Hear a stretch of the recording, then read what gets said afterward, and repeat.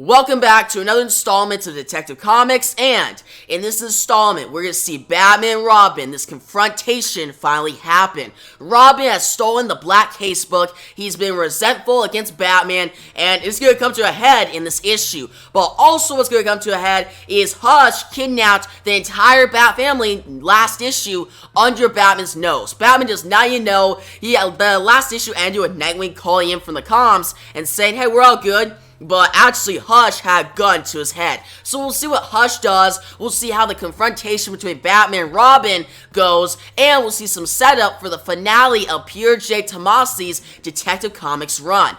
Now, also, we got Brad Walker and Andrew Hennessy on art for this issue. And their art is really good. I like it. It actually fits the tone in this issue. But yeah, guys, if you're ready, let's dive into Detective Comics number 1032. The Bat family wakes up in this strange place with Hush at their side. Hush says, I'm happy to see you all finally regaining consciousness. As I look at all you lying there, an old quote from an old Greek comes to mind. Now you start saying up a gun, you're a clack. He continues to say, youth is easily deceived because it is quick to hope. That old Greek's so very right. He sets up his gun even more. You're a clack. Now, that's what he says, because I was once like you. I thought if I worked hard, had a fixed goal, visualize everything down to the smallest detail, that it would all go according to plan. Well, I was wrong. Hope really is for fools. Since I'm a man of science, a surgeon, you'd think I would have always understood the idea. But unfortunately, we do tend to blind ourselves at times to the most obvious. Now we see Nightwing, we see Cassandra Cain and Barbara Gordon, Batgirls, Red Hood, Batwoman, and Duke Thomas, the Signal. All behind Hush. Hush has them in captivity. Now, Hush continues to say, I've taken my Hush moniker to heart. Try as you might, you won't be able to utter a sound, so don't waste your breath or your energy. I paralyze your vocal cords with a simple solution, disrupting the nerve impulses to your larynx. None of you have a speaking part in this play. Your job is just to be good listeners. So, listen up. Now, I'm sure all your pre-detective minds are working overtime trying to figure out the classic six. The who, what, where, when, how, and why of all this. So let me cut to the chase. Opportunity is timing, and timing is opportunity. With all this drama going on here in Gotham, I decided to make my first move, which is taking out Bruce's foot soldiers. As you can see from all the pictures put around this theater, Bruce and me go way back. He's taken a lot from me, and now I'm going to take a lot from him. Now, Hush goes up to Red Hood with his needle, and he starts taking his blood. What Hush is going to do is he's going to do a donation, a transplant of the lungs, and all these different organs in the Bat family members' body, right? But the first one will probably be Red Hood. He starts taking his blood. Now, Hush says, King Harvest has surely come, and this is one family Bruce won't be able to put back together again. Now we see Batman. He has his goggles on. He's gliding through Gotham City, and he's trying to imagine where Damian is. Now, he actually found some footprints in the Batcave where Damian stole the Black Casebook, and Batman used those footprints to trace Damian to this one area. Now, Batman comes swinging in. He comes through the vents and he falls into the room. He sees all these things scattered. He sees computers. He starts touching the wall. He says, Now he finds a pillow and he sees the Black Casebook. He pulls it out. He sees photos falling out of the Black Casebook. He sees photos of Alfred. Now, Batman is sad that Alfred is gone, but he notices that Damian is probably more sad. Damian was more of a son to Alfred than Batman was. Than Bruce was, because all these photos show that. Now, Batman hears a sound from the side, and we see Damian come out of the shadows. He kicks Batman in the head. You're a crack. Damian says, leave my stuff alone, father. Now, that's when they keep fighting. Damian kicks Batman in the head again. You're a frack. Then he punches Batman in the face. You're a whack. And you see blood come out of Batman's lips. Now, Batman then catches Damian. You're a smash. And he throws him over. He says, I've came to talk, son, but I gather you have no intention to. Now, Damian gets up. Your powers of perception continue to amaze me, father. Damian throws these bricks at Batman. Batman dodges them with his cape. You got cash. Now, Batman says, my only power seems to be feeding your anger toward me. And Damian says, what? And then Batman smacks Damian across the face, yeah, bash. And Batman says, but if you're trying to keep your distance and draw less of my attention, then why did you come looking for this? You don't have anything else to prove to me. He pulls out the black casebook.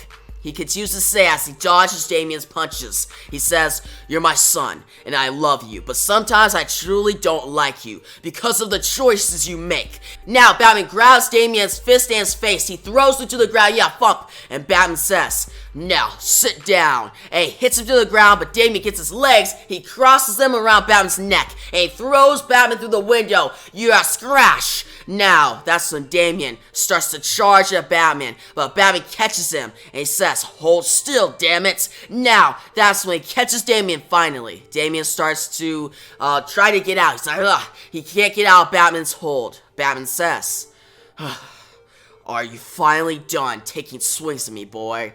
Damian says, probably not. Now, we go to the Gotham village. And we see the mayor candidate Nakano. He's in this room. And he pretty much has this talk with his wife about how they're going to give him a new prosthetic eye so he can see better. And Nakano's kind of worried about this. He doesn't know if he wants to go. But he finally gets the courage to go with his wife to this place. Now we see this doctor's office. This doctor wipes the artificial eye. He says, almost done. There we go, all ready for insertion. Now, he continues to say, so let's say we get this show on the road and fit this beautiful eye. Can you please take off your eye patch, Mr. Nakano? Now, Nakano looks down. He looks at the eye patch, and his wife says, what's wrong? Nakano says, I've grown accustomed to the eye patch. In some strange way, it makes me feel stronger, gives me more confidence, makes me feel like someone else. It gives me the freedom of anonymity, as if I were wearing a mask. Now, the wife says, you must find yourself, Chris. We all wear different types of masks every day. Only the strong have no fear of being and showing who they are. Now, Nakano takes off the eye patch. He says, all right, Dr. Lay, please proceed. Now, Dr. Lay proceeds to put in the eye. He says, okay, I'm going to sterilize the orbital implant eye socket. You may feel some pain and a slight bit of pressure. Your new prosthetic may feel uncomfortable and tight at first, and there may also be a little discharge in cold weather. But when properly cleaned and cared for, this can last years. Can you see yourself in the mirror behind me? And Nakano says, yes, the craftsmanship of the eye is amazing. And the man says, I expect nothing but the best when Bruce Wayne is involved. He paid for the upgrade prosthetic eye. Now Nakano slaps the doctor. He gets the eye out of the hand. He says, Bruce Wayne, get out. And his wife says, Christopher. And the doctor says, calm down, Mr. Nakano. Stop digging into your socket. And Nakano digs more into his eye. He says, I said get out. And then the doctor says, Mr. Wayne insisted, since your accident occurred on his property and wanted to. Now Nakano says, out. I won't be bought. He throws the prosthetic eye at the wall. Yeah, skish. And Nakano says, I will not let the rich control my decisions if I become mayor. He walks out of the office, angry with his wife. Now we see Batman. He narrates, the instant I found Damian, I sent a signal to the rest of the Bat family. No reply. Subsequent signals, nothing comms, are completely dead. Everyone gone, missing. No sign of them since our fight with the mirror. Damian may hate me, but at least he listened long enough to understand our friends need help. We spent hours squeezing Gotham hard. So we see Damian and Batman, they're going through Gotham looking for the Bat family. But they find out that Hush has them in captivity. Hush is going to use this transplant and do these donations and make big money off of the Bat family's organs. And the first one he's gonna pretty much tear into and cut into is Red Hood. He goes toward Red Hood and he says, I'm so happy I found a unique way to dismantle Batman's family and make millions of dollars at the same time. We see Batman and Damian, they're going through the sea as fast as they could. They're using grappling hooks, yeah, boom and boom, and they go farther through the city. Hush goes toward Red Hood even closer. He says, I'll be using chloroform instead of regular anesthesia. As a surgeon, not my preference, of course.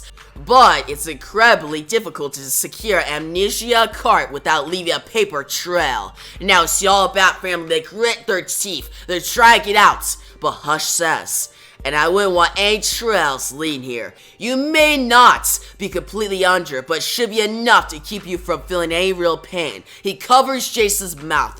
Jason tries to get out, but he can't. Now you see Batman and Damian, they approach the place where Hush and the Bat family are. Batman says, "We're here, Damian." Damian says, "Finally, let's do this." So, Batman and Robin are once again together, and they're gonna try to save the Bat family from Hush. Will they succeed? Well, we'll find out next issue in P.J. Tomasi's finale of his Detective Comics run. So that was Detective Comics 1032, and this was a solid penultimate issue to P.J. Tomasi's Detective Comics run.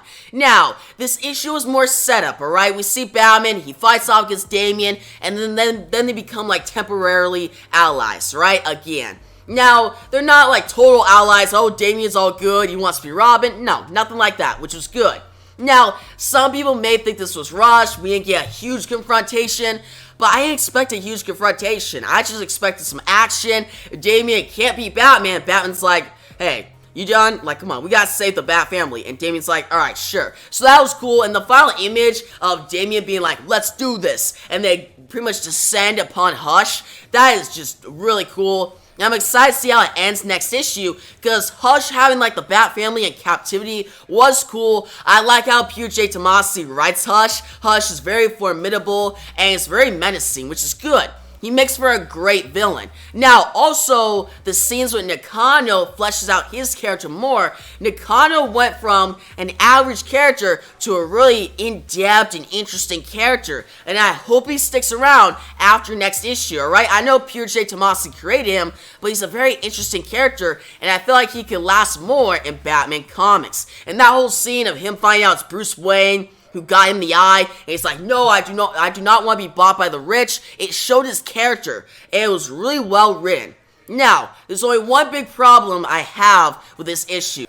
I like Hush, but he doesn't really fit as much with the storyline, right? It's just a villain that showed up and became the enemy all of a sudden. Where Mir and Nakano were more, well, Mir was the villain and Nakano was kind of like an annoyance for Batman, right? But still, I wonder how P.J. Tomasi will conclude this whole storyline in a good fashion. I believe he can do it because he's done it before, but we just got to see it, right? For this issue, though, it doesn't really set up it well, right? It sets up all the Hush and Damian stuff very well, but all the other plot lines are kind of left just sitting. Yeah, you can say Nakano's is still going, but that's more his, like, personal plot line that can be continued in other books. Not the fact of him going up against Batman, him actually taking steps in doing that.